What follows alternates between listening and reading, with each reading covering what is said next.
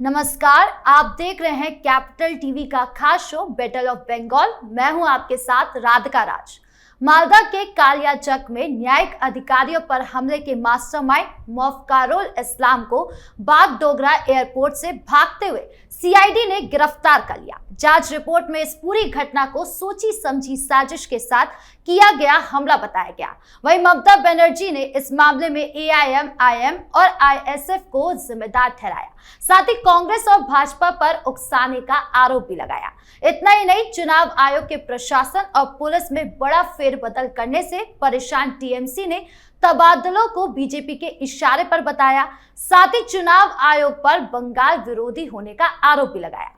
तो कैसे चुनाव से ठीक पहले टीएमसी की घबराहट बढ़ती जा रही है, इसी पर चर्चा करेंगे। चर्चा करने के लिए मेरे साथ स्टूडियो में मौजूद है कैपिटल टीवी के editor in chief doctor Manish Kumar और एग्जीक्यूटिव एडिटर राजीव कुमार। आप दोनों का बहुत बहुत स्वागत है। धन्यवाद। सर, मालदा कांड में जिस तरीके से गिरफ्तारी हुई है, उससे क्या असर टीएमसी पर पड़ेगा? देखिए, मामला बड़ा संगीन हो गया है। सुप्रीम कोर्ट ने कहा कि इस पूरी घटना की जांच सीबीआई या एनआईए से किया जाए। इलेक्शन कमीशन ने किसे चुना? एनआईए। एनआईए क्या जांच करती है क्राइम को? नहीं। भगदड़ को? नहीं। दंगे को? नहीं। एनआईए वहां आती है जहां देश के नेशनल इंटरेस्ट, नेशनल सिक्योरिटी और विदेशी एजेंसियां, मामला टेररिज्म का होता है। एनआईए उन केसेस के ऊपर ही जांच करती है। अब आपको समझ में आया इलेक्शन कमीशन ने कितनी दूर की कौड़ी खेल दी है। और इसका आधार भी होगा, आईबी की रिपोर्ट होगी, सीआईडी की रिपोर्ट होगी, उनके अपने तंत्र की रिपोर्ट होगी कि इसमें बांग्लादेशी शामिल है, रोहिंग्या शामिल हैं और एक बहुत बड़ी साजिश के तहत जजेस को आप अगवा करके चले जाएंगे और सिस्टम चुपचाप हाथ पे हाथ धर के बैठा रहेगा।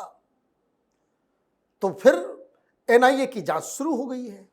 एनआईए के अधिकारी कालियाचक पहुंच गए हैं, जहां ये घटना घटी उसकी भी जांच पड़ताल हो रही है। लेकिन साथ ही साथ ये बताया जा रहा है कि जो घटना घटी उसके आसपास और तमाम जितने भी अधिकारी उस पूरे इलाके में हैं, चाहे वो एसपी हो, डीएम हो, सारे लोगों के फोन, डिजिटल फुटप्रिंट्स सबको खंगाला जा रहा है। यह मामला सिर्फ सीसीटीवी फुटेज से नहीं जाएगा। कौन कौन, भाई डीएम नहीं आया, क्यों नहीं आया? और इस घटना के दौरान डीएम की बात किससे हो रही थी? टीएमसी के नेताओं से बात हो रही थी। एसपी किससे बात कर रहा था? टीएमसी के नेताओं से बात कर रहा था। ये सारी जानकारियां और कैसे इसके तार देश विदेश में जुड़े हुए हैं, कैसे ये मामला ये आतंकवाद के डिफिनेशन में आता है, इसकी जांच शुरुआत हो गई है। इसलिए ममता बनर्जी कांपने लगी। कहा बीजेपी ने किया। बीजेपी ने कैसे किया? तो एमआईएम जो है वो बीजेपी की बी टीम है और इसलिए एमआईएम के जरिए ये काम बीजेपी करवा रही है। अच्छा, बीजेपी इलेक्शन कमीशन की बी टीम है, इलेक्शन कमीशन बीजेपी की बी टीम है और उसके अधिकारियों को बीजेपी जो है पिटवा रही है, उसको अगवा करवा रही है। मतलब ये इतने ज़्यादा दिमाग से पैदल हो गए हैं कि ये सुनते भी नहीं है कि इनके मुंह से क्या निकल रहा है। अब दिक्कत ये है कि आपने ये दावा किया कि वो एमआईएम का है, तस्वीरें आनी शुरू हो गई। ममता बनर्जी के बगल में ये सब मास्टरमाइंड्स और सारे लोग जो इसमें इन्वॉल्व है स्टेज पे नजर आ रहे हैं। ममता बनर्जी के खासम खास ये सारे लोग टीएमसी से जुड़े हुए लोग हैं। ये अब सोशल मीडिया पे चल रहा है तो एनआईए भी इसकी जांच करेगी।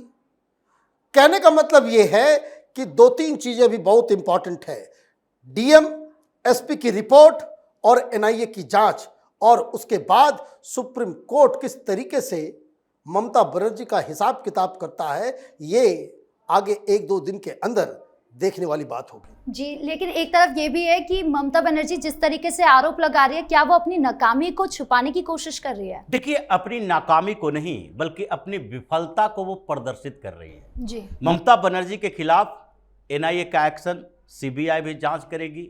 उसके साथ साथ चुनाव आयोग ईडी भी अभी जांच करने वाली है कई मामलों में।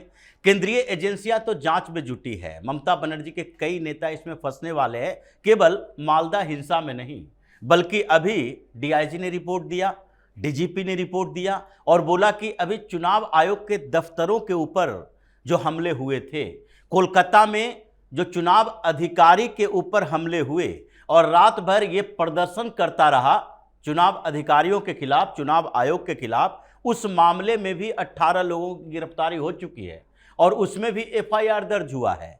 और मालदा हिंसे में भी एफआईआर दर्ज हुआ है। 2 पार्षद ममता बनर्जी की भी है जो इलेक्शन कमीशन के खिलाफ प्रदर्शन के आरोप में इन्हें गिरफ्तार किया गया और 6 लोगों पर एफआईआर जो दर्ज किया गया उसकी जांच चल रही है, ढूंढा जा रहा है। वो भी इलेक्शन कमीशन के दफ्तर पर ये जो प्रोटेस्ट करने के लिए गए थे उनके खिलाफ मामला दर्ज किया गया है कि ये सरकारी काम में बाधा डाल रहे हैं। लेकिन ये तो जांच चलती रहेगी, कुछ लोग गिरफ्तार भी होंगे। ममता बनर्जी को इससे ज्यादा तकलीफ दूसरे कारण से है कि गिरफ्तारी होती है तो ममता बनर्जी को समस्या नहीं है। अगर मालदा हिंसा में ज्यादातर टीएमसी के नेता फंसे रहते हैं, ममता बनर्जी की चिंता कम होती। लेकिन अभी सबसे महत्वपूर्ण बात यही है कि इसमें ममता बनर्जी कह रही हैं कि आईएसएफ की भूमिका है, ममता बनर्जी कह रही हैं ओवैसी की पार्टी की भूमिका है। ओवैसी अपना कैंडिडेट लिस्ट जारी करना शुरू कर दिया, 12 कैंडिडेट बनाए हैं अभी तक, अभी और लगता है कि कुछ कैंडिडेट बनाएंगे।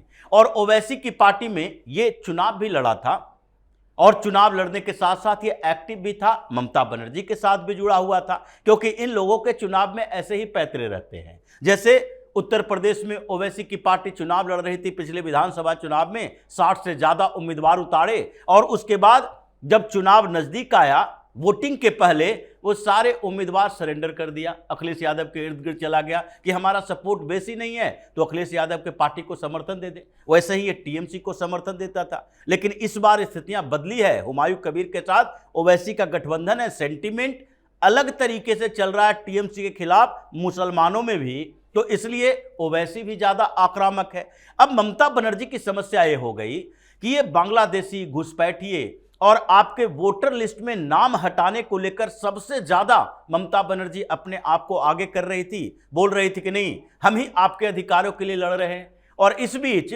मालदा हिंसा में जो पकड़ा जा रहा है, ममता बनर्जी खुद कह रही है वो आईएसएफ से जुड़ा है, हुमायूं कबीर से जुड़ा है या ओवैसी से जुड़ा है। अब ये सारी पार्टियां इस्लामिक पार्टियां हैं, मुसलमानों की पार्टी, और ये क्रेडिट लेने में पीछे नहीं रहेगी। 2-4 नेता पकड़े जाते हैं, कोई फर्क नहीं पड़ता। चुनाव के बाद ये देख लिया जाएगा इन लोगों को जमानत कैसे मिलेगी, बाहर कैसे आएगा। लेकिन वो पूरी पट्टी जो है बांग्लादेश बॉर्डर की, ये मुस्लिम इलाके हैं, 11 जिले मुस्लिम बहुल क्षेत्र, वहां पर तो ये खबर आग की तरह फैली हुई है कि ममता बनर्जी कुछ नहीं कर रही। अब तो ओवैसी, हुमायूं कबीर, अब्बास सिद्दीकी पर ही भरोसा है, मुस्लिम लीडरशिप पैदा करो, यही तो ओवैसी बोल रहा था। तो अब ये मुसलमानों के बीच जो ये हीरो बन रहा है, उसी तरीके से उसको एक लीडर की जरूरत थी ओवैसी को। और अभी निगेटिव पब्लिसिटी भी मुसलमानों के लिए, मुस्लिम वोट बैंक जो टीएमसी से खिसक कर इन पार्टियों में जा रहा है। ममता बनर्जी तो ऐसे फंस गई है कि अगर टीएमसी के बारे में कहते हैं कि नहीं नहीं हम लोगों ने किया, रोकने के लिए किया, हमारे नेता कार्यकर्ता हैं, तो वहां के हिंदू नाराज होने लगते हैं कि नहीं ये सारे घुसपैठियों के साथ खड़े हैं। तो ये ऐसी स्थिति में फंस गई है कि अगर निगलती है तो भी दिक्कत, उगलती है तो भी दिक्कत। जी सर, लेकिन सवाल ये भी है कि क्या टीएमसी ने जानबूझकर ये सब किया या फिर मालदा कांड सिर्फ चुनाव को प्रभावित करने के लिए था? देखिए, जब इन्वेस्टिगेशन होगा तो बहुत सारी चीज़ें जो है वो खुल के सामने आएंगी। ममता बनर्जी 2 दिन पहले ये कह रही थी कि इलेक्शन कमीशन के अधिकारी आए, अगर वो आपका नाम काटे तो जो कुछ भी सामान है जा करके हमला कर दो। यही तो ममता बनर्जी भड़का रही थी। ये इन्वेस्टिगेशन का पार्ट होगा।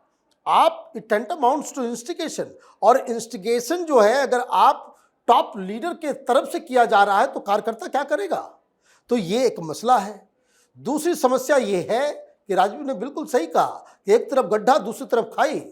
आप ओन अप करोगे तो परेशानी, ओन अप नहीं करोगे तो परेशानी। और सबसे बड़ी चीज कि ईडी इस दौरान जो है और एक्शन में आ गई है। आईपैक के ऊपर लगातार छापेमारी चल रही है। अब आप ये समझिए कि आप करेंगे तो करेंगे क्या। आपने एक ऐसा मुद्दा उठाया है जो मुद्दा दरअसल जनता के गले नहीं उतर रहा। ये उन लोगों का मुद्दा जरूर है जिनके नाम कट गए हैं, जो एसआईआर के खिलाफ।